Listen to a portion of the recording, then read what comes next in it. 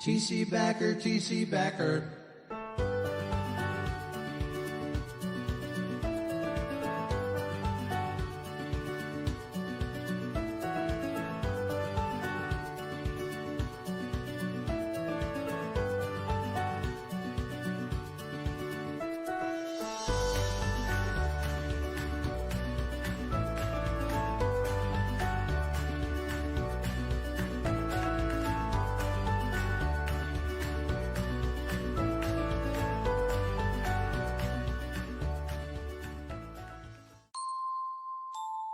TC Backer, TC Backer.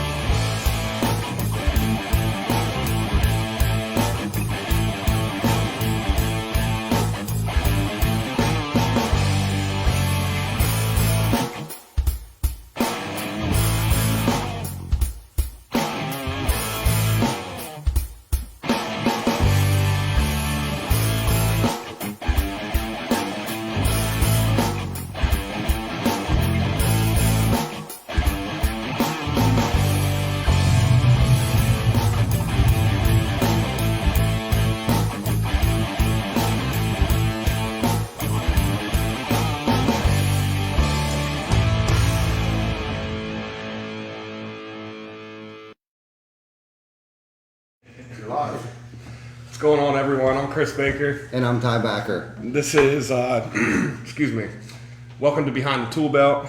Thank you, everyone, for watching. As always, we got a special guest with us today. We're going to be covering a couple topics today. Number one, the York Home Show is coming up. That's creeping up around the corner. We got a lot of work that's going on here to get ready for that.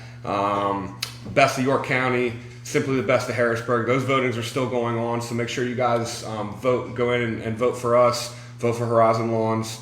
So hopefully we can take the gold home on that.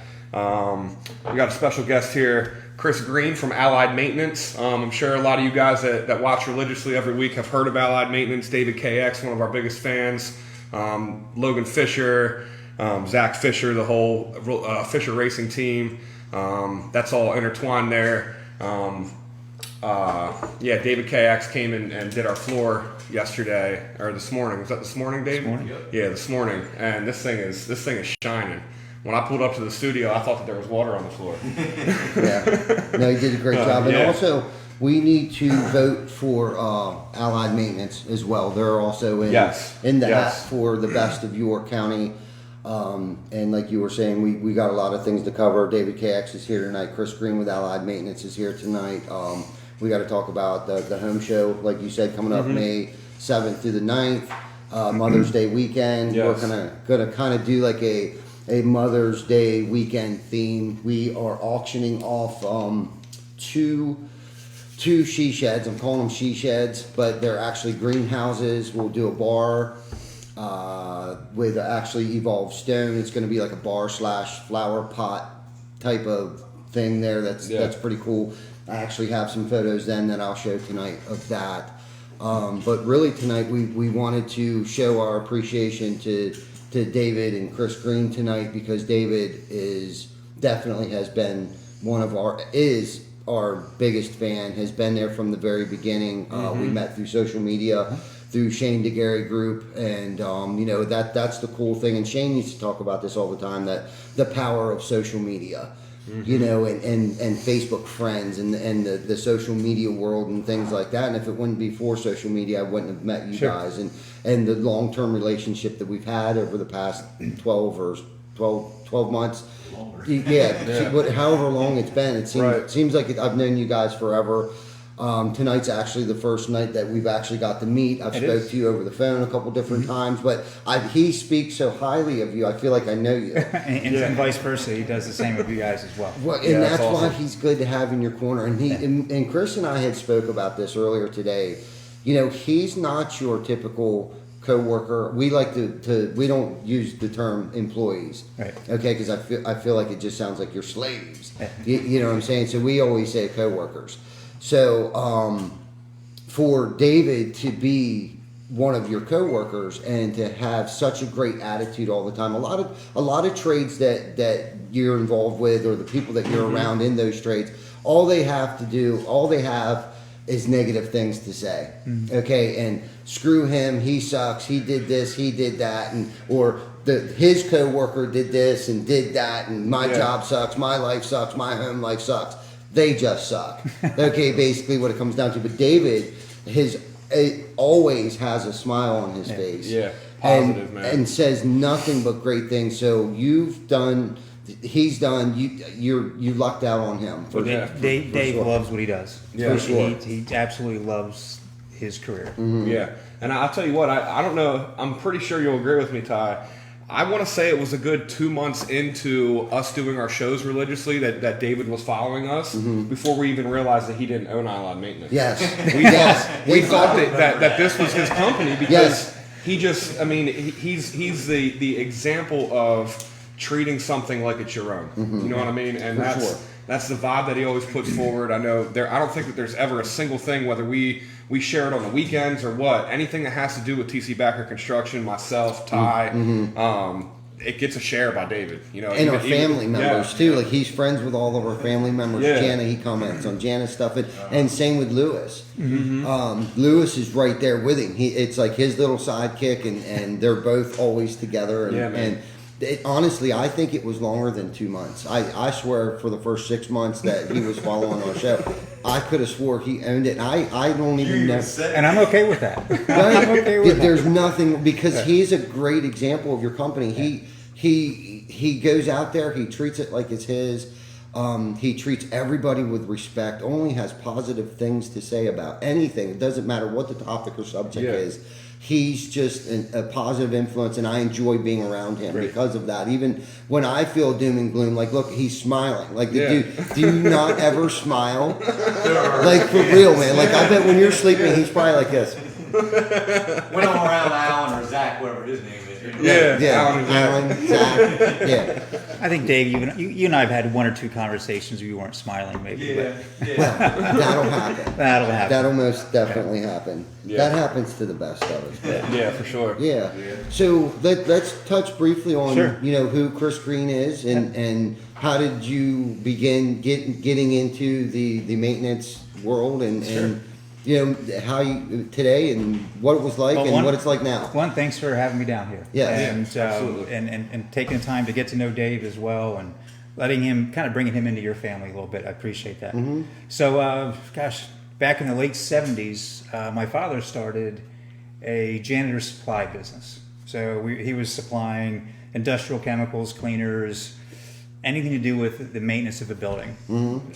So late 80s, early 90s, a couple customers started asking, hey, can you clean this part of our building? Can you do this for us? And so started doing some odd ends and things like that. So it just evolved, and probably by mid to late 90s, it just took on its own, and then we incorporated the business out of what was Allied Products and Services to Allied Maintenance Systems, and we ran 2 separate divisions. So one was the supply side and one was the cleaning side of the business. So that was really the genesis of how we got to where we are today. And so we've grown with the economy, and as the economy shrinks, we go up and down a little bit, but so we provide cleaning services, full-blown, top-to-bottom janitorial cleaning, whether it is a production, manufacturing facility, an office building, medical arts building, And on top of that, we do, I know you might not be able to see it on TV or on your computer, but we do floor work, strip and wax of floors, Yeah. carpet cleaning, high pressure washing of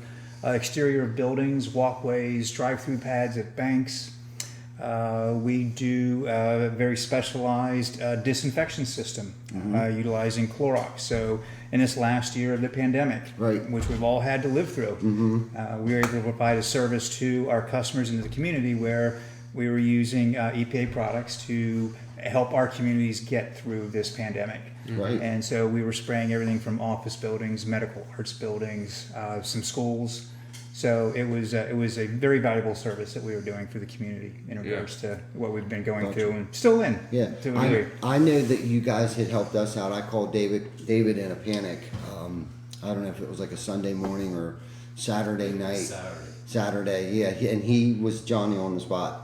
Oh, good. Yeah, I mean he. Oh, he came told out- me. He was excited, yeah. He came out, and it's funny because that showed up on my memories.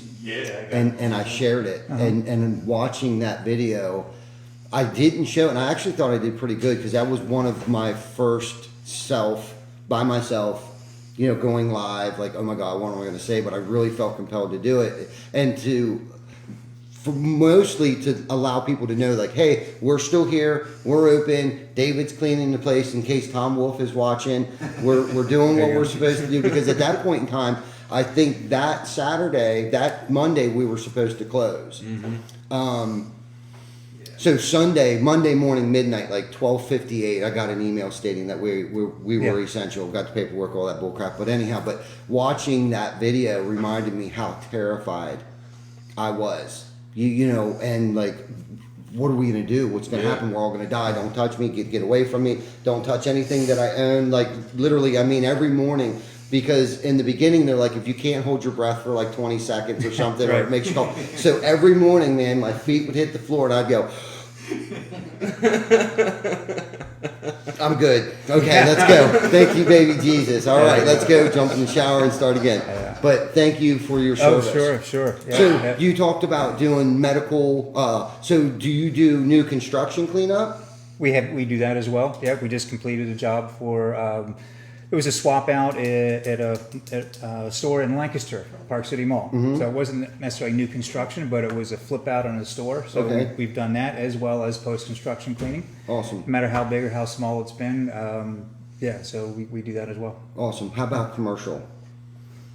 Commercial cleaning, Yeah, commercial cleaning. office buildings, whether it's a single story, 10-story that you're going to find in the Harrisburg area. Yeah, we do that. And- Gotcha. Yep. Gotcha. Now, when you do carpet cleaning, when I was a kid, I worked for a company. I think they were called First Quality Services. I don't even know if they're still around or not. But I don't know. back then, the machine that we used to clean the carpet was called the Host machine. Are you familiar with the Host? I'm familiar with those, and that is in our arsenal. Okay.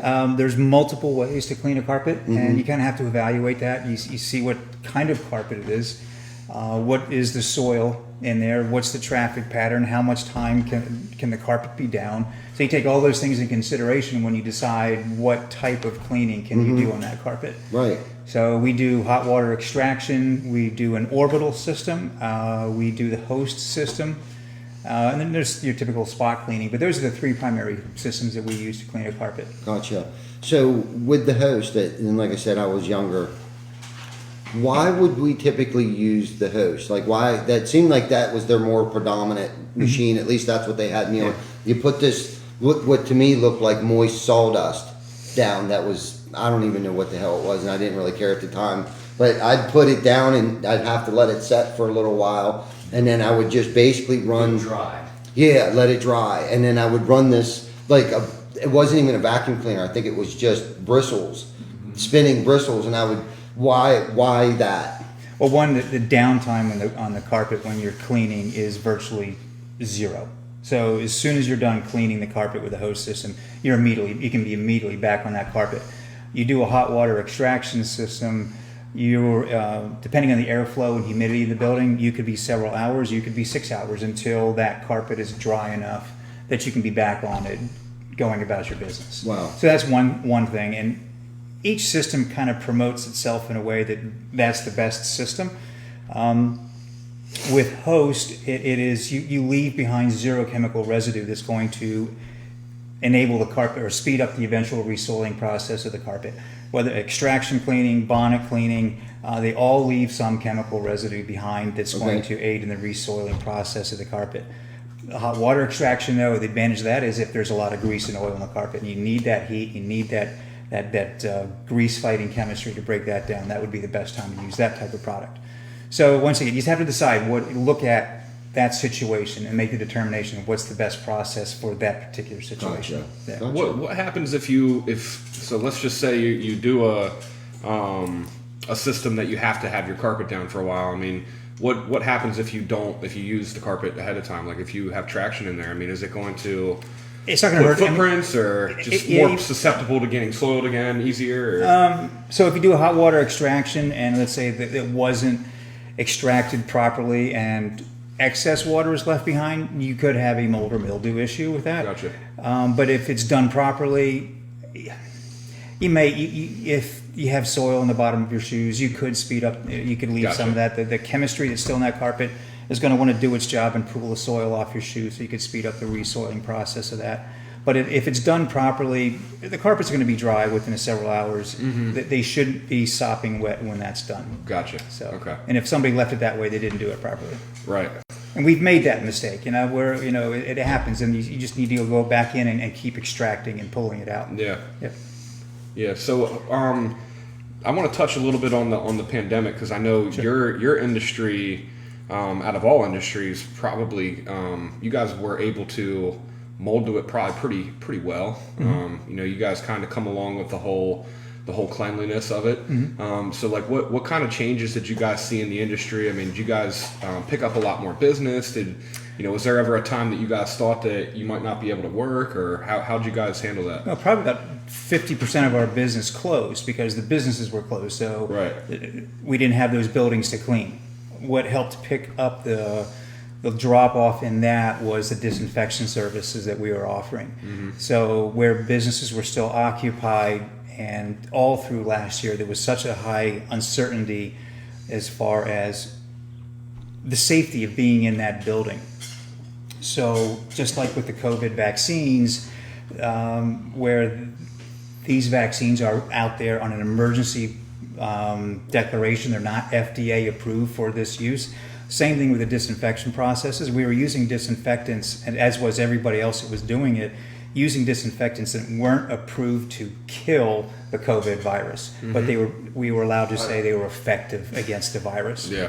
So we were doing that. We were spraying office buildings, schools, medical arts buildings. So we were making them as safe as we could, that they could be inhabited by the people that needed to be at work, whatever the setting was. Yeah. Now, was this something that you guys offered prior to COVID? Did you guys offer disinfecting services? We did. Or is this just something that you were like, listen, we got to figure something out here? We had the equipment. There's an opportunity. We had the equipment, and it really kind of sat. It was, the demand wasn't there for it. Gotcha. So we did some periodic disinfecting services only. But once COVID came, then that part of our business really took off. Yeah. I have a feeling that this, if anything, I mean, I'm hoping that, I know everyone keeps saying, get back to normal. Yeah. I don't really think that we're ever really going to get back to what we would consider normal prior to this. I think this has, if anything, generated a type of awareness for people that is going to last.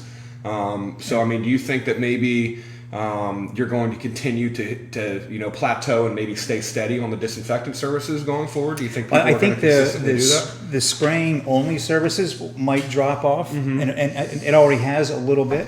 But I think what has to stay high, and from our perspective, is the greater emphasis on properly cleaning and disinfecting services when you're cleaning them, as opposed to just taking a spray bottle, spraying it, and wiping it down. Okay, well, doing so, you're not allowing the disinfectant to do its job.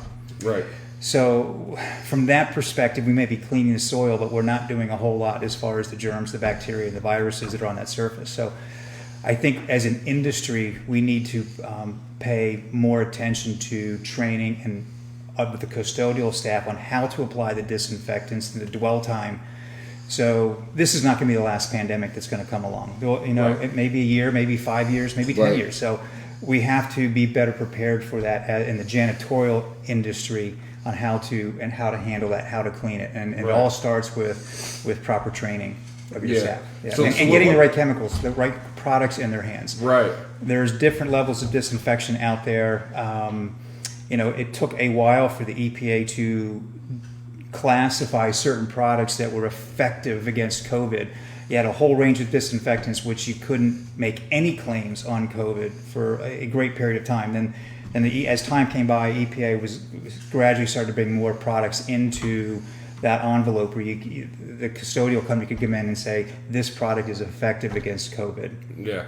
Yeah. So what makes, I know you touched on, you got to get proper training on how to do it. What makes it different about applying the process to kill the COVID virus versus just sanitizing something? I mean, Dwell time for the chemistry. Just let it sit. It Let has it to. sit and- Well, you could actually, the proper way to do it is to spray, wipe, get the gross soil off the surface, then spray the surface again. Let that product sit there. So now it has direct access to the surface that you're cleaning. Gotcha. And that makes Okay. sense. And because of training, you guys, or was that something that you just figured out, or is that just common No, sense? it's on the labels. Oh. Yeah, it's on the okay. label of Okay. the product, but it's in such fine print. And a lot of times, we're pressed in the janitorial industry to get in and out as fast as possible to keep costs down, to charge the customers as little as possible. Right.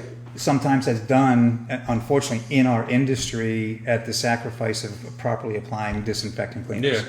Well, because if you think about it, when you clean something, that's a visual thing. Yeah. Yeah. You wipe something off because it's dirty.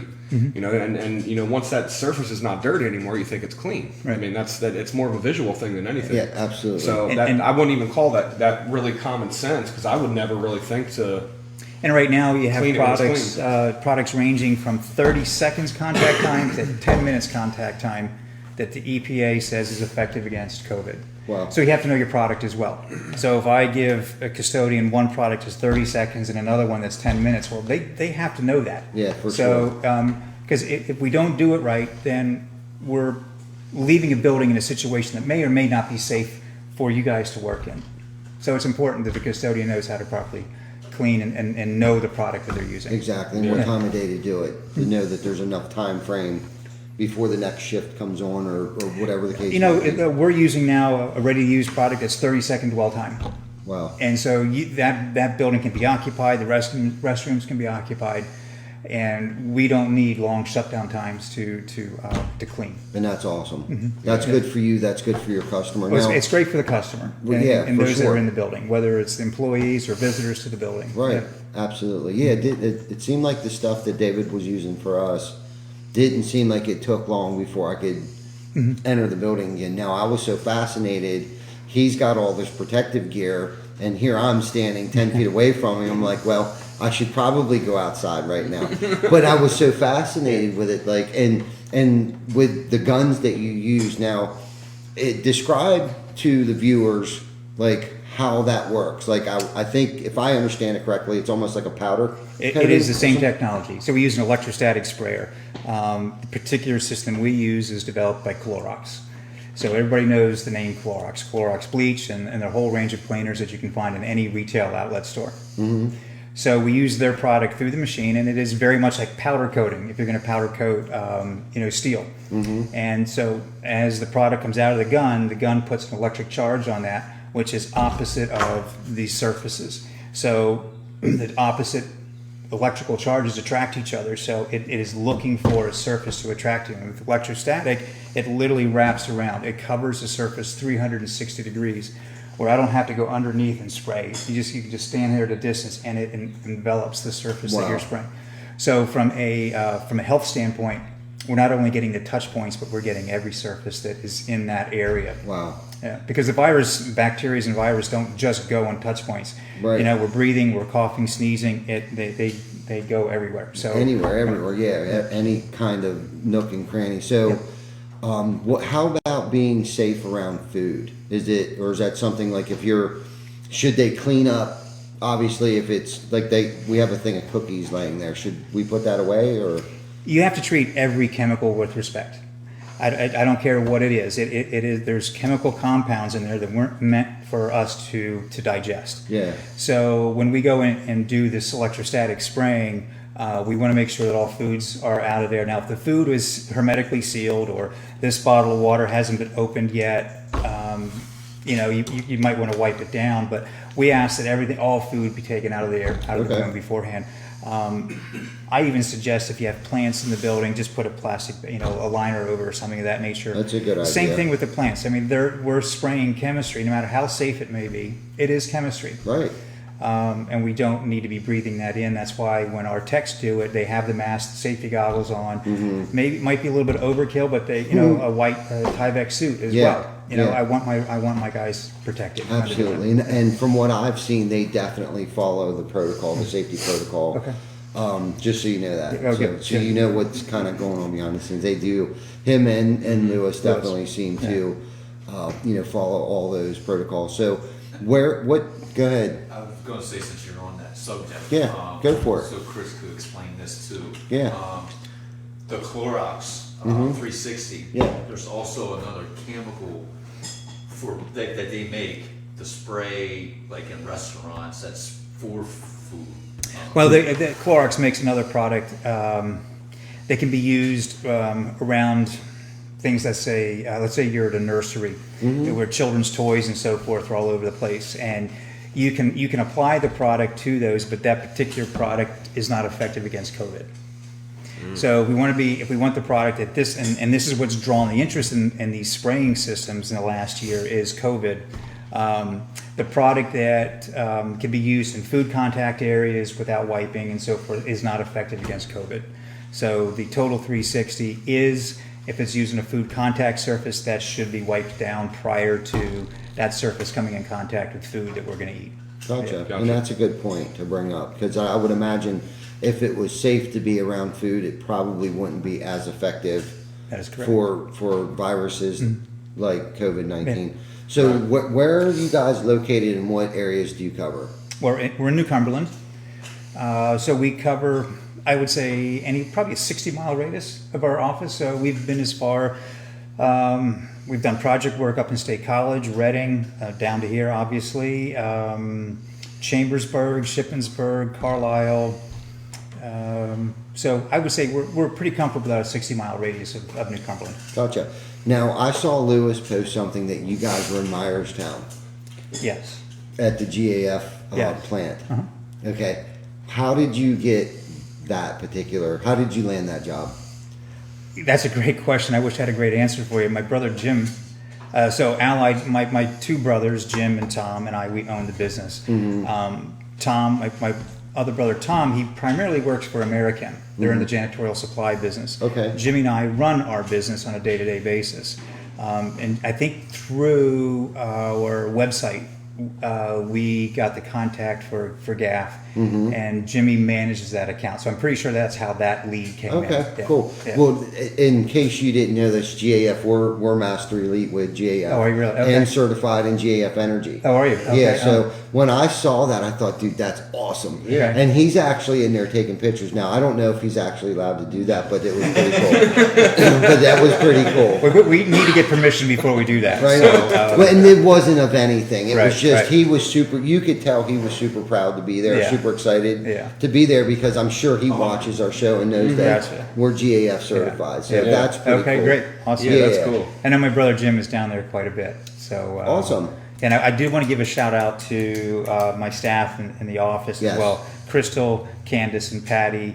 It's my brother Jim and I. We go out and our business. Our job is to try and attract new business, get new business, and maintain that relationship with the customers. But without them, without the people like Dave and Lewis, and all the other custodians that I have working, without them, we don't have a business. Right. And they're out there, the ones that are doing the work. And all my kudos go out to them to help making us a successful company. Yeah. So how many trucks do you have on the road, or crews, or how do you? We probably have about, I think, total of eight company vehicles. Okay. It depends on the season. Our employees could be as high as 60 employees at a time, could be as low, maybe 40. Yeah. So it fluctuates. Wow. We're trying to grow. Yeah. Right now, it is a challenge. I think there's so much uncertainty right now with what's going to happen with minimum wage, and it really just has a lot of people thinking, where are we? Where's our future going? So right now budgets are tight. Yeah. And because for a lot of these companies are just getting back on board. Yeah. So, we're here for the long haul, and we'll keep trying and working hard at it. That's awesome. Yeah. And that's where we've been, I don't want to say we've been spoiled, but we definitely have been in a bubble where we feel like, I don't want to say that, we've created our own economy, but I feel like, we didn't back down when I think a lot of other people had backed down. We kind of doubled down. We went out, we saw it more work. We saw it, whether it be more retail, advertising for more retail. I know we're doing a lot of storm training now or new construction. Yeah. So we've tried to, be versatile because I've gone through the recession. Okay. We've been around for a few years. I've been doing this now, and I've gone through the recession. I know what it's like to have to, not the uncertainty, fear, losing things, learned a lot through that. And so back then we predominantly did new construction. Everybody was building homes in 04, 5, 6, 7, 8. People that probably shouldn't have been building homes were building homes and was able to sell them. Not that there wasn't remodeling going on, but it just seemed like, the interest rates were decent then. Anyone could get finance, so everyone was just buying new homes. They weren't necessarily remodeling their homes, their existing homes that they were in. So have gone through things like that over the years. We've tried to make sure that we had our feet in a couple different avenues of revenue. Yeah. And I with everything that, like you said, that's kind of going on right now, the cost of the lumber, at least for us, we're being affected by the lumber cost. You've seen a threefold cost, I think, haven't you? Yeah, Yeah. ridiculousness. Yeah. Yep, the labor shortage, the supply and demand of vinyl products, whether it be vinyl windows, vinyl siding, asphalt, petroleum-based products, which goes, when a lot of people don't know this, but vinyl siding is actually a petroleum-based product along with, obviously, asphalt shingles. And we do a lot of asphalt fiberglass shingles. So we've had a struggle there where the plants closed down. Myerstown, Pennsylvania. Okay, Pittston, Pennsylvania. Our vinyl windows come from. Our other, where the Certainty siding comes from. It's in Louisiana, I think. right? Melbourne, like one of their distribution Yeah. plants is in Melbourne, Pennsylvania. I think is how you pronounce it. So where we would be getting it from is out of Hagerstown, Maryland. Okay, well that all closed down. Yeah. Now they don't have enough trucks. That truck that's coming out with the siding right now is already accounted for. Our suppliers can't even stock their shelves. They can't even keep them stocked. They can't build inventory. So that's where we've seen a struggle. So it's like the sooner we know what color siding you want, the better off we're all going to be, because it's Yeah. going to take a while to get. What kind of lead times are you looking at for that? I know right Depends on now. the product. Yeah, Really. it depends on the product. Some things it's like hit or miss. Like GAF will run a certain color for the month. You know what I mean? They think that that's the predominant color of the month. Well, guess what? It wasn't. So we wanted green. Yeah. You know what I'm saying? We didn't want charcoal. We needed green this month. Yeah. So it's like I don't think they know what to do. Sure. You know what I mean? But siding could be 12 weeks out, 3 months. 3 months. I know we were waiting damn near 3 months for windows. Now that's kind of gotten better. It's not like it was. We could typically, under normal circumstances, we could get windows in 10 days. Yeah. Again, I don't know if that'll ever be the new the old normal Yeah. again. I just think that, and this is what's crazy about this. They see, okay, we have a supply and demand. Okay, well, let's take advantage of that. Is how I feel a lot of what's going on right now. I honestly feel like the cost of lumber has capped out. I feel like at some point in time, probably, and I've heard some things too, and then I form my own opinions. Early summer, I'm hoping the cost of lumber will start coming down. The cost of the houses will start coming down. There's got to be some sort of correction at some point in time to make things more realistic. I mean, a 2,000 square foot home can only be worth so much. Right. And right now, I think it's Pushing the limits. Yes, they're definitely Yeah. pushing the limits right now. So How bad do you want it right now? It's kind of yeah. it's kind of Well, how it and is. this is the thing: the supply and demand of housing right now. There's definitely more buyers than there are homes. That's good. That's what's driving. That's what has drove the economy. I think for the past 12 or 14 months through the entire pandemic. Probably why we see a lot of new homes being built. Yes. I mean, you think we do a lot of work for custom home builders. I'm sure that there's families out there that are getting tired of searching. Yes, for sure. Zillow and all those things for You're already 100% lived in homes. accurate. So they're like, you know what? Let's just build one. Yeah, you're 100% accurate, and this is the thing too. What has also helped our industry right now is a lot of people had moved closer to the city to be closer to work. Okay, well now they don't have to do that because they don't have to go to work. They're working from home. So now what they're looking for is another, a bigger home. The kids are at home, homeschooling. Parents are home working, so now they need an extra space to put the kids while they're working and a comfortable workspace for them to work from home. So a lot of that, out in the suburbs is where we're finding a lot of the new homes being put up that are, I don't want to say they're a lot bigger, but much bigger than they were pre-pandemic. Because it seemed like there was the millennial era here, that generation of I don't want to say kids, but younger people, young adults are the ones that were looking for homes at that point in time. So they didn't need, like right across the street, Ryan builds homes. What they call that is simply Ryan. I don't want to call it a stripped down version, but it's not as big. It's an entry level. It's Yes, an entry level home. It's an entry level home, and they've been really super successful with that. Even to now, they've been super successful with that because of the age group of people. That's probably a better way to put it. The age group of people that are looking for homes, they geared, and they can move. Ryan Homes is a great one that can adapt to the economic climate to keep it moving. And we're fortunate enough to do their work. But I'm not sure how I got on that tangent, but I think we're all thinking, like, we're trying to figure this out right now. And I constantly, as you can tell, I think about this a lot. Yeah. And I ask people that are in our industry that are building homes or remodeling, I ask them a lot of questions, whether it be our distributors, our home builders. One of the people that I found that have been real helpful through this is like the people who work for Ryan Homes that are buying the land. Okay, right now they're stating that they're buying land, which means their forecast of work remains solid. Because when you purchase a piece of land, it could take 2 to 3 years before it's developed. Mm-hmm.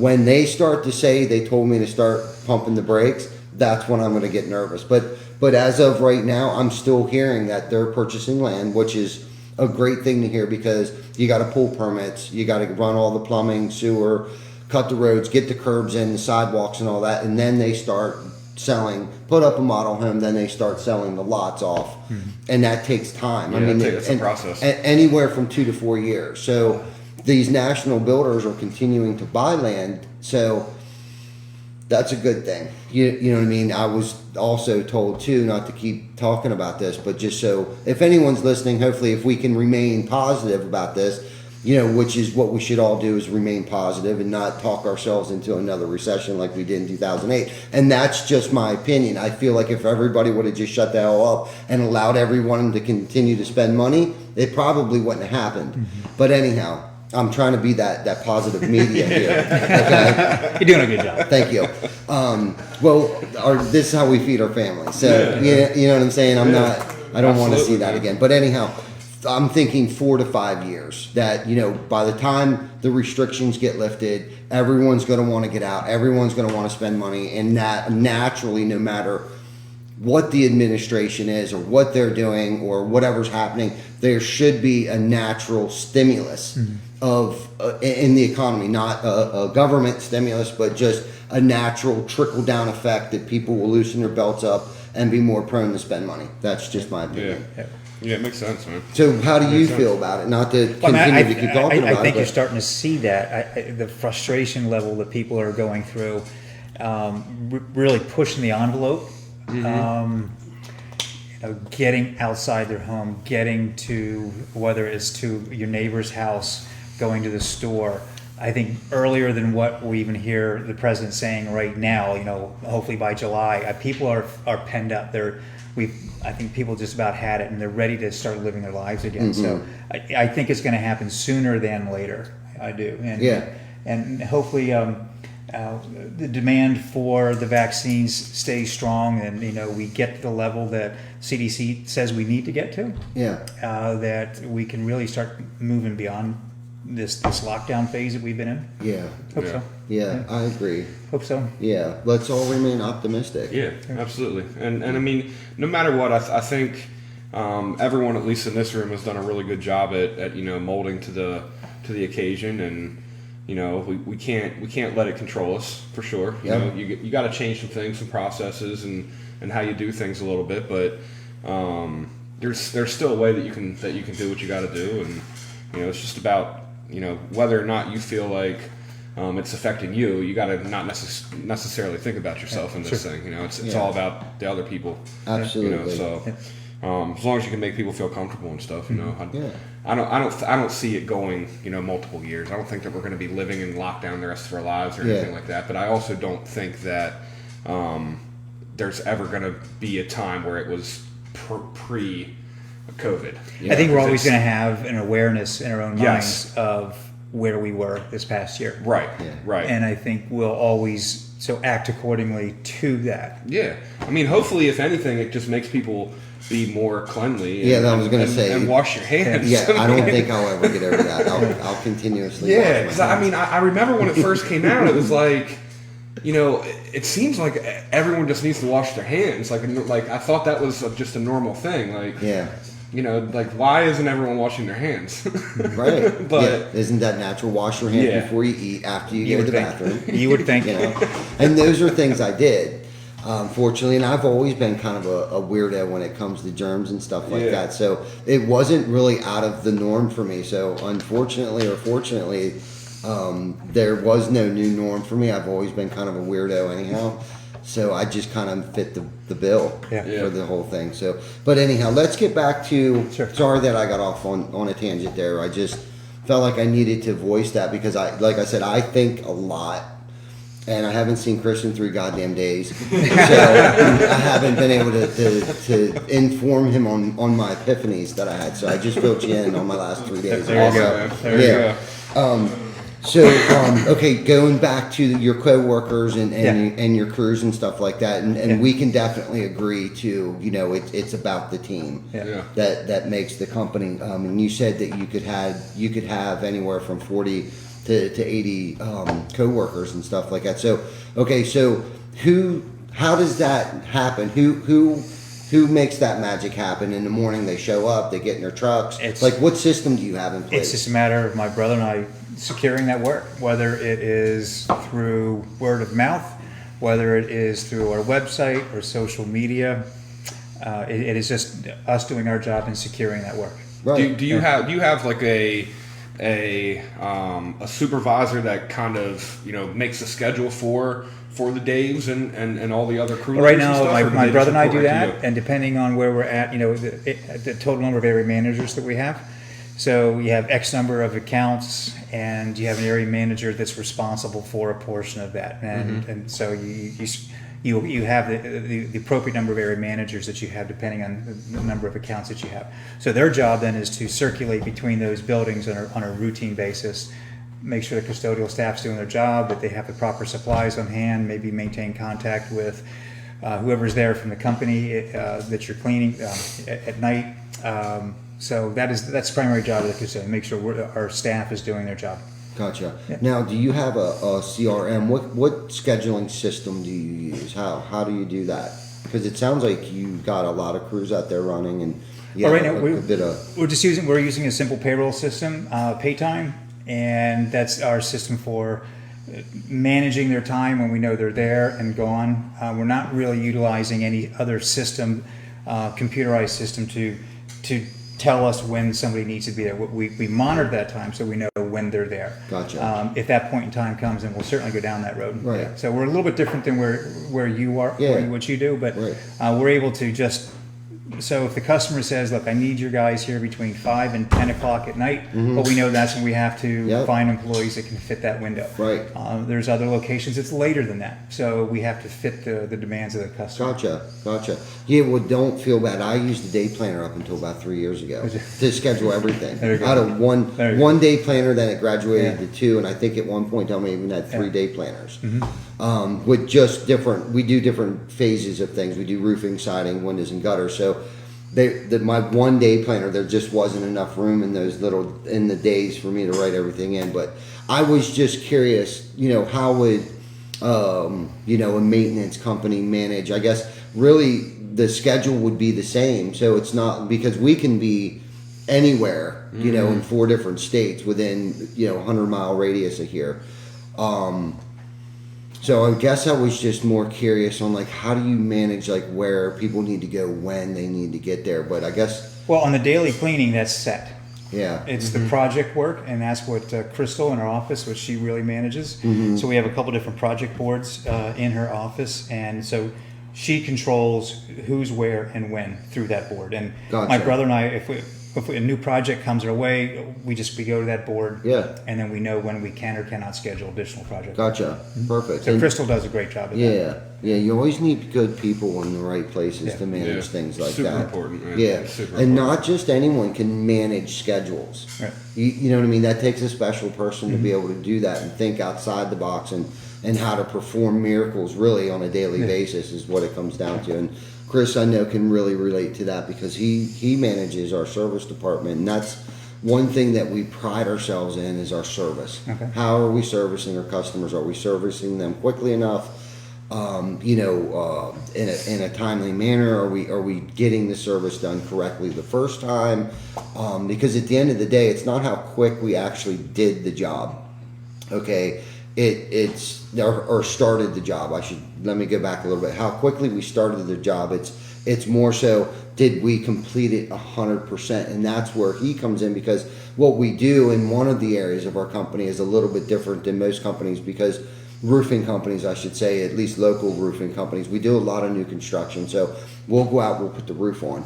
Then the plumbers and HVAC guys will come through, destroy our roof. So then we got to send out a team of guys to go out and patch up all the holes that they drilled and the shingles that they destroyed and stuff like that. So we have a service department that handles that. So when a lot of people, I think of service, that means like an HVAC or plumber service, where hey, I have a leaky pipe. We also do that too. So the service department covers a wide array of anything that is service related, whether it be completing the job after the initial install, whether it be with the windstorms that we've recently had, because we pride ourselves on that. You may not need a new roof. We're not going to come out and just sell you a new roof. We're going to see if it's serviceable enough. And then at that point in time, if we have to cross that bridge and you might have to call your insurance company, we'll let you know that. Sure. You know what I mean? But we really pride ourselves, because that's the lasting impression that you have. Nobody gives a shit how quickly we got there to install the shingles. They really don't. It seems important at first, but what they care about is it watertight? Did you put the roof boots on? Did you put the box vents on? Did you fix what the plumbers destroyed? So when it rains the next time, is it going to leak so they can continue building insulation, drywall, all the HVAC equipment won't get wet and stuff like that. That's the lasting impression. And that's why his job is so important, because they don't remember how quick we got there. And I used to do all of the upfront scheduling and both, but then over time I've been able to delegate a lot of that responsibility, and he gets the brunt of the negative phone conversation throughout the course of the day, because he's constantly trying to perform miracles on a daily basis, because we'll put 80 roofs on in 1 week. Well, okay, so come Friday, after those 80 roofs are complete, that doesn't mean we're going out Monday morning to install roof boots on all 80 houses. And when I say 80, out of those 80, there could be a 10-unit townhome. So in theory, it's probably more like 120 homes. You know what I mean? So I can't even imagine. Thank God I don't have to do that anymore. You know what I mean? But I totally understand where it takes a special breed of person to be able to manage that type of stress. And without people like him, we couldn't continue to grow the business. Right. Which is what you need to do. You need a team. I mean, Right. it's all about your team. Sure. Because me making phone calls, that's not doing anything other than, buttering the guys up when I need to perform a miracle, Yeah. Right. or getting the brunt end so that my guys don't have to catch that brunt end when they get to the job site. Right. It takes a team. Without the guys that cover Pennsylvania, Brandon, he does a great job. I remember when I first started here, I did all of it, and I don't even know how. I couldn't do it anymore. I mean, we've grown substantially since then, but having the right people in place. That really, really helps. When you can send your guys out and you know that they're going to do what they're there to do, it makes your job a lot. It makes your job a lot easier. Absolutely. For sure. So that's why we speak so highly of Dave. Man. Absolutely. I mean, he's an exemplary employee. Yeah, man. Like I said, I mean it's not often that you mistake someone for the owner just No with way. how well they talk about the company and how much they promote the company and. Well, I can just always send. representing well. I know. I mean, Dave and Lewis in particular. And anytime I have a floor job, whether it's strip and wax, scrub and recoat, high speed buff, or a carpet cleaning, it seems like all I know I need to do is give the guys the address, type of carpet cleaning system I want done, and here's your contact, and they can go do the job. I know it's going to be done right. Mm-hmm. I mean, I don't have to go to the job site with them and walk them through, unless it's an intricate building. But these guys know what they're doing. Yeah. And I'm looking here at this floor that they did this morning for you guys, and it looks beautiful. I mean, they did a great job on it. Yeah. So If you could have seen this thing beforehand, it was hogged up pretty good. It was hogged Okay. up. Yeah. he was excited to do it. That's what he loves to do. Yes, he totally was. And then he wanted to wait for Lewis to do it did. too. He did. Am I saying his name right? His name's Lewis, right? Okay. Sorry. I was hoping I was saying that right. Yeah, But that's let's awesome. do some shout outs here, man. There's a lot of people on here with some comments and questions and do you want to start it off? or- Yeah, sure. Let me scroll back up to the top here so I don't miss no one. Oh, there's a lot of stuff going on in here, man. Oh yeah. David KX is watching from behind the scenes there with Vic. Yes, he is. Jared Higgins, what's going on, man? Jason Worley. Brittany Butler's in here. What's going on, girl? Who else we got? Zach Tyson from the Fisher Racing Team. I wonder if we got Logan in here. He's probably watching too. Ethan Crumbling. What's going on, man? Ben Weaver. Ronnie Orwig. Lewis is watching too. What's going on, Lewis? Thank you for the work that you did here, man. I haven't gotten to personally meet you yet. I'd like to meet you sometime. Tyler Richards. What's up, Happy? Who else we got in here? David Bruno. Thank you for watching again, man. Chris Markey. How you doing, buddy? Hope your leg's getting better. He's been laid up with I think he broke his ankle or Something. hurt his foot. Yeah, somehow. His Achilles. His Achilles. Oh, okay. Yeah. That's rough, That's a long man. process. Speedy recovery, brother. Diane Brooks, how you doing? Thank you for watching again. Nate Baker, Lauren Homko, Kim Smith. Scroll down through here. Wow, there's a lot of Eric Brewer. Yeah, he said, I thought Dave owned Allied Maintenance as well. I have to fix that. Yeah, right? That's Don't a good thing. Yeah, you know, man, that's don't a feel good any thing. kind of way about that because he's definitely a good example of your There you company, man. Yeah, for sure, man. Yep. Nicole Fisher, how you doing? Thanks for watching. Man, we got a lot of stuff that went on here while I wasn't paying attention. Gio Molina, Colin Cross. Right there's two employees, that Monsters. mimic Beast. what we say about Dave. Yeah. They're great employees. Yeah, we couldn't They do it without 'em. handle it like it's their own business. Yeah. They're two guys that if I give them something to do, I don't have to worry about if it's getting done. It's just Yep. getting done. Plus some usually. Jana, how you doing? Tom Golden, what's going on, man? Thanks for tuning in. My brother Sam's watching. Yeah, see that. My little brother. What's up, Sammy? Good to see you. Chuck in the truck, what's going on, man? Tina's in the building too. Yeah, she is. Jim Green, is that your brother? That's my brother. Jim Green, what's Yeah. going on, Jim Jim? Green. Where's he at tonight? I had no idea. So there's two of you. There is two of us. Oh, yeah. my. Actually, he was doing a college tour with his daughter out in Gotcha. the Philadelphia area. Okay. Yeah. Well, I guess that's important enough It's not kinda- to it's be here kinda tonight. important, yeah. We could have zoomed him in. He didn't even think about that. Yeah, next time. Next time. Next Jim. Shingle time, Doctor's next in the time. house. Russ Pierce, what's going on, That's man? right. Dr. Shingle.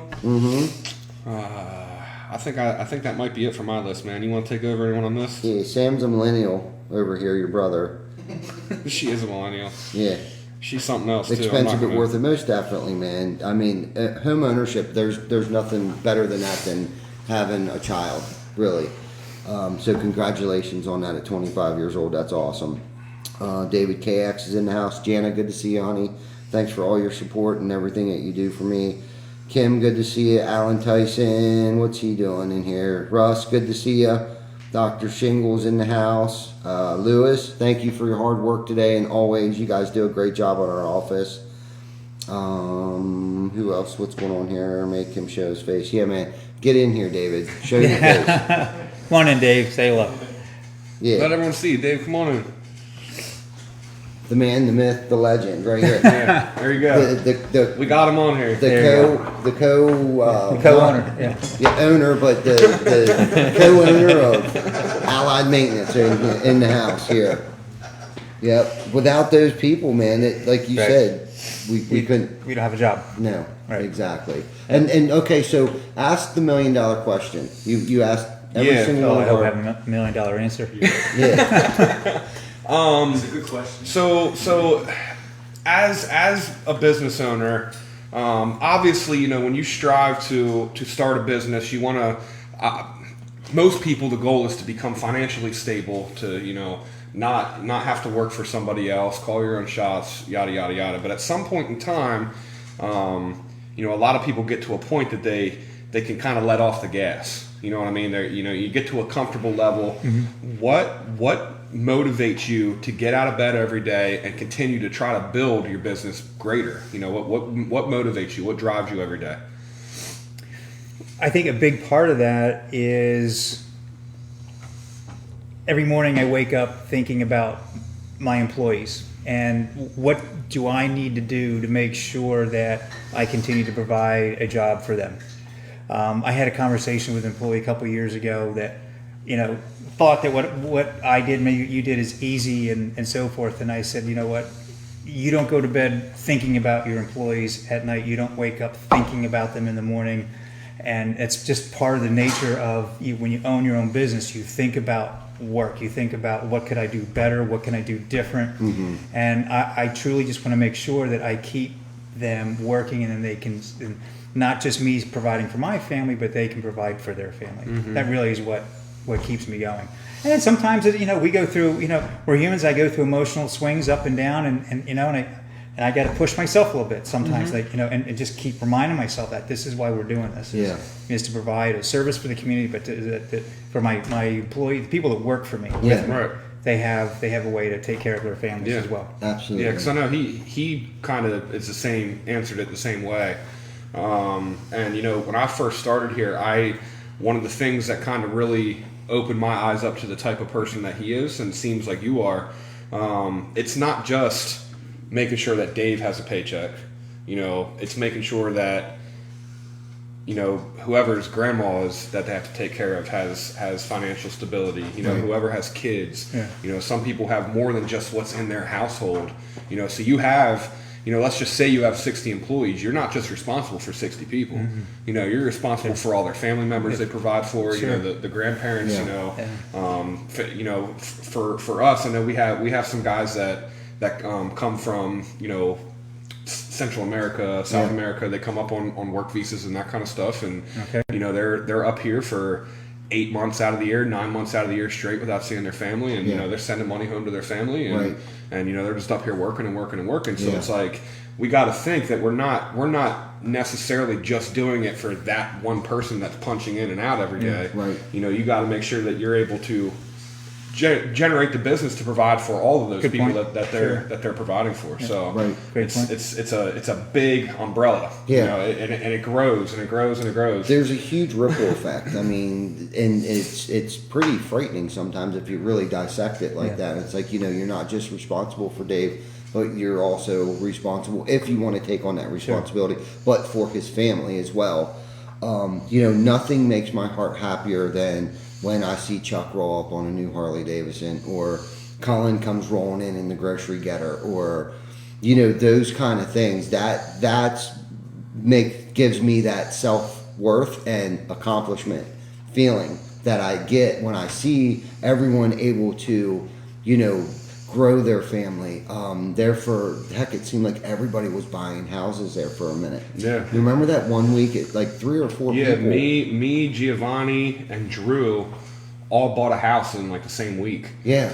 And everyone was like out moving. Yeah, it was crazy, but that's a great feeling that they felt comfortable enough to be able to do those things. You Sure. know, and I know David does a lot with his nephews and He does. and his family and stuff like that. You know, and without you, he wouldn't be able to do that. Wouldn't be able to buy a motorcycle and ride with them and show them how to ride and enjoy that with them and hang out with them and stuff like that. And that's what it's all about. So those horrible days that we have, those are the things that we have to keep in mind. Sure. Yeah. You know, that Good points. Dave can roll around with a smile on his face every day and feel secure. There you go. You give him that security, man. I appreciate that. And everyone and else. vice versa. And he does the same for me as well. It is a shared responsibility, Right. to a Right. degree. You know, Yeah, it really is. So it probably makes it easier for you to have the confidence to go out and want to get more work. Because I mean, let's face it, you can go out and get all the work that you want to get, but if you can't provide the service that you're picking up there, Yeah, you know, and you're the no challenge better still off. is getting labor too. It is still a challenge. Yeah. You can secure new work. Now let's go out and get the labor to do that work. Yeah. So so that's a challenge that has been probably more present in the last year than it has been before. Absolutely.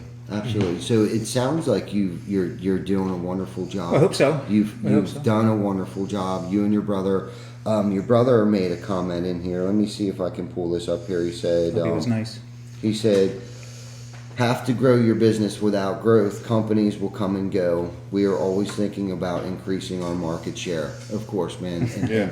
You know, and that we've talked about it. We recently have gotten into solar, and the thing that got me most excited about that is how many more jobs we're going to be able to create. God. Not just for the Right. community at Yeah. first, but a better paying job for those who already work for us can kind of move up. There's more growth for them, more opportunity for them, and then we need to fill those existing spots. Sure. So then we can also help the community out and spread our wings into different markets and hopefully hold more market share, like your brother was talking about. And that's the thing that gets my juices flowing. We just recently opened up a office in Millsboro, Delaware. You know what I mean? How many more jobs are we going to be able to you know, create for the locals down in that area? You know what I mean? That gets me super excited. I mean, we've worked there for over a decade, but from a distance.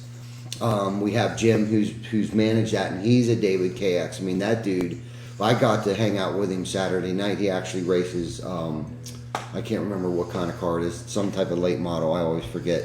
I call it a late model. It's probably called something else. But we sponsor the car with him, and dude's a beast. I mean, he hit the wall, still got third place, spun out, still got fourth place. I mean, like, this dude is relentless. Like, he is a freaking machine. To watch him in that car, and then when, like, in between the race, like, his brakes went out. So why he hit the wall is because his brakes went out. He didn't care, man. Full throttle the whole way around the track, didn't have brakes, okay? Still got third place, okay? But he was in the zone, okay? So he gets out, he's looking at the tire, pumps the car up, went over someplace, got brake pads from somebody, came back, had the wheel off, you know, and everyone jumped in. Colin was there, Tyler was there, Denny was there, Jerry was there. Everybody jumped in, and these are our co-workers that were there to support him, and everyone jumped in, helped out, got the brakes back on, and put the tire back on, and then he went back out and raced again. It was a great experience. What my point is that Jim feels comfortable enough. You know, we can't do it without him. Okay, so there's a 1-2 punch here. Can't do it without him, but yet he feels comfortable enough to race cars. Okay, that's what he does. Okay, that's instead of buying Harley Davidsons, instead of doing whatever we do with our time and our money, he chooses to race, and his kids race. All of them are champions. All of them. His son won Saturday night out at Hunterstown, outside Gettysburg, in between Gettysburg and Hagerstown, or I'm sorry, Hanover, and go-karts. Like, this kid's a champion. So is his dad. You know what I mean? And then Jim Jr., he's a champion too. He also races. Like, that whole breed of family is just champions. And you can tell he's done a lot with very little. Like, you see some of these cars that are just like spotless.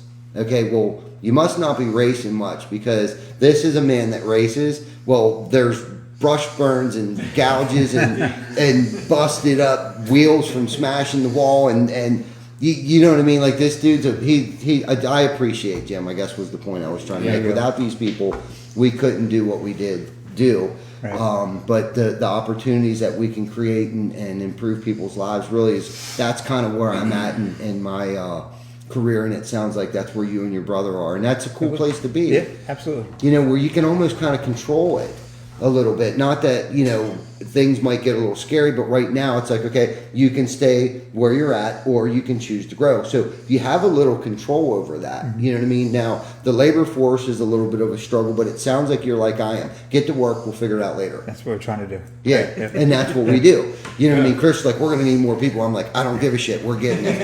you know what I mean? Let's worry about. I'll let you worry about that later. I'll just get more work. Thank you, buddy. All right. That's my job, though. Right. You know, Yeah, that's, it is. That's You know, my job to worry about that. You worry about 6 months from now. I'll Yeah. worry about right now. Yeah, and that's the thing. I'm worried. Like, what's going to happen? What's going to happen? What's going to happen? It's a constant worry. It's like you said, you go to bed thinking about them. You wake up thinking about them, and it's like, okay, I got 3 more days to Friday. Who owes me money?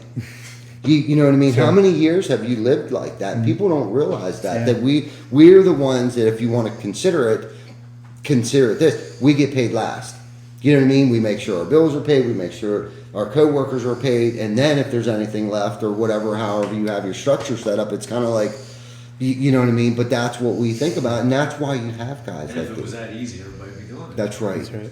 That's one of my famous lines, man. If it was easy, everybody would be doing it. You know, Yeah. and God bless you. You've done a great job. I'm Thank you. glad I got to meet Dave, and the whole disinfectant thing last year made us definitely, or this year too, has made us feel, you know, definitely comfortable in our workspace and our work Great. We're environment. glad we could help be a part of that. Yeah, man.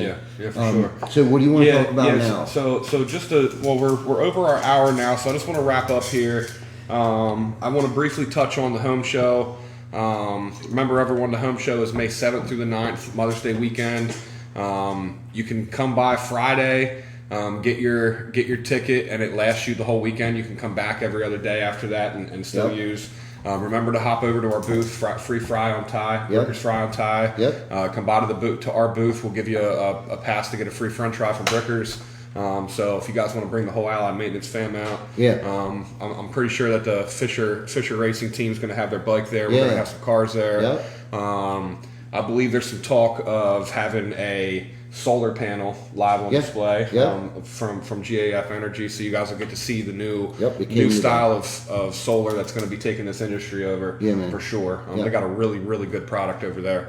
Yeah. And more We're going to good have Evolve stuff Stone coming. on display. Yeah, Evolve and Stone. I don't know if we're going to be doing a install and removal thing that people are going to be able to install some Evolve Stone, but we're still kind of working on that. Yeah. But we will have some stuff there. We're going to have the she sheds, Yep. the greenhouses, the Yep. flower stuff that Howie's building right now. We'll have them on display that I we can actually have auction some off. pictures here. So yeah, it's going to be a great time. Everyone, please come out. Horizon Lawns is going to be in there too on display. That was the lumber package. That's the lumber package from getting them delivered. That's all cedar, a little bit of pressure treated in there. But this was day one, right here, of the one. He's getting there. That's the one version of it. So that's what it's going to look like when it's completed. And then there's the other one that we're doing. And then there's the bar I was talking about earlier. Down here is going to be Evolve Stone. We're going Yeah, to it's do gonna be this covered in that Evolve Stone that we demoed. Marine grade plywood is what we're going to use because it's going to be outside, and then we're going to cover it with Evolve Stone. So that's pretty cool. Yeah. Yeah, so we're super excited about Yeah, that. so everyone come out for that. I'm sure we'll be putting together some other stuff that we haven't really figured out yet. And also want to touch on the Best of York. Yes. It's simply the best Harrisburg. The voting system is exactly the same as it was to get us nominated. Make sure you guys are also going in and voting for Allied Maintenance. Yeah. I know that they would greatly appreciate that. They're a Yeah. member of the TC Backer fam, so Yes, they are. They're in our circle. give that go in there and Yeah. add them to your daily procedures there. Vote for them, vote for Horizon, vote for TC Backer. I'm not positive off the top of my head what the dates are at the end. Do you guys know? So, the 18th. The 18th. Yes. Okay, so we got what, 3 more days? And then I think Harrisburg starts the 18th. Yeah. So York wraps up on the 18th. Harrisburg starts on the 18th. Did you guys enter I didn't see the Harrisburg one? I'll check tomorrow. Yeah, but it would. Lauren took care of that for us, thank goodness, because there was Yeah. a lot going on. A lot Yeah, of she moving did a really parts good there, job yeah. with that, She man, definitely for did sure. a great job on that and staying on top of that. for us. Last thing I want to touch on, we are definitely hiring. Horizon Lawns and TC Backer is hiring anyone that has any kind of construction experience, sales experience, estimating, anything in the construction industry. Driver's license is a plus. Reach out to us. You can hit us on Facebook, call the office, call myself, Ty, anyone of Yes. the TC Backer family members. We're constantly looking for good people. Whether you have a job right now or not, you're looking for a change of pace. I'd love to have a conversation with you. You know, we got great opportunities, a lot of good things going on over here. We're growing. Like Todd said, you know, there's plenty of room for growth here. Yes. You're not just going to come do the same thing every day. So, if any of that interests you, you know, reach out to me, or if you know someone Yeah. that may interest, have them reach out to me. Absolutely, and I just wanted to give a shout out to David Bruno, who's been also one of our biggest fans. He's helped us, give us some creative thinking on marketing and stuff. He works for a company that owns the York Daily Record, local IQ, and has helped us navigate this whole best of the best thing, and has given us some marketing ideas and a whole lot of things that we haven't tried yet, but I'm definitely interested in. And Jana said that just to remind everybody that you can vote every day. So it's not a one and done thing. So Yeah. David does a great job of posting all of the companies every day. And once you've done it once, it saves your information. Yeah. So all you got to do is hit the vote button. It's Yep. super Yeah. simple to do. If I can figure it out, anyone can figure it out. David said, Chris Green and David KX, be sure to join my business professionals of Harrisburg and Central PA group. So if you can't find it, I'll invite you guys to that. Yeah. And I also wanted to mention people real quick that what we missed on the she sheds. We are going to be having them on display there, and we are going to be auctioning them off. The York Builders Association is going to be running the auction for them, and all proceeds are going to be donated to the Workforce Now program, which is a program that the YBA runs that basically gets kids involved in the trades, gets their eyes opened up to something other than go to college, get your bachelor's degree, then go get your master's degree and be 150 grand in debt before you can finally go out on your feet. Right. You know, Right. there's plenty of work out there right out of high school that, you know, you can learn a skill, get paid to learn that skill, Exactly. and then have a skill that you can develop for the rest of your life. So Yeah. there's definitely a need for that. I mean, I'm sure you guys, I would consider you guys in the skilled in trade. Absolutely. You know, I would too. There's a lack of that with good sure. people in the trades Yeah. right now. So Right. that's a program that we really like and want to try to help out. So we'll be donating all of our proceeds to those. I almost said gazebos. That's what we did last That's year. what we did last Right. year. The she sheds, that'll all go to there. So Yeah, cool. And Jim, I saw you're welcome, and you guys are just great. And too bad it is a shame that you couldn't have been here today, but we'll come back. Do it again. Yeah, we'll definitely do it again. You guys are awesome. You're part of the family, and we appreciate everything that you guys do for us. You know, we network. I know I've tried to turn people on to you guys. I know David has, and Lewis has turned us on to, you know, leads and stuff like Great. that. And that's what it's about, man. And we appreciate everything I didn't, Logan did. that, yeah, right? We appreciate everything that, And do the that same. you're Do the like same for you a as part well. of the family, an extended Yeah. part of the family, and you guys are just awesome, and we appreciate everything that you Awesome. guys do Yeah, for us. Same. Appreciate it. Yeah. Thank you. Yep. Yeah. Oh, one last thing. Tommy Cordell with Racing to Reunite. yes, Vic's gonna post a Coming up here in a second. a lost. How does he want us to say it? Missing or lost? Lost. Missing. Missing. Okay. misplaced Misplaced or person. Yeah. Not sure. I haven't saw the photo yet. There it is. Yeah, it's coming up. yeah. Yep. So don't hesitate. If anyone having information should contact 911 or 1-800 the lost. Says they've been missing since March 20th, 2021. Yep. Warmister, Warminster, PA. PA, born June 15, 2003, age 17, male, white, brown eyes, brown hair, 5'8", 116 pounds. If anyone has seen Mark, please contact 911 or 1-800 the lost. Yeah, if anyone's watching wants to screenshot that while it's up on the screen, repost it. You never know whose hands you're going to get it into, and maybe reunite this person with their family. So, if anything, these shares will, like we say, it'll give hope to the people that are missing this person. So, Absolutely. It's probably really hard to swallow, putting your head on your pillow every night, knowing that not everyone in the world is looking for your missing person. So Right. Anything that we can do to help out, man. I really, really like the program that Tommy does over there. So Yeah, for I'm sure. glad that we can do this every week. Yeah. For sure. So Cool. You with guys that, have a good night. yeah, thank you everyone. We'll see y'all next week, 7 p.m. behind the tool belt for episode 69. That's right. Thanks for having me on. You're welcome. Appreciate it. Thank you. That's going to be a Chris, thank special you. Thank you. episode. Thank you. So check it out. Tune in, and we're going to hopefully do something pretty unique. So Yes. love you guys. Thanks for watching. Yep.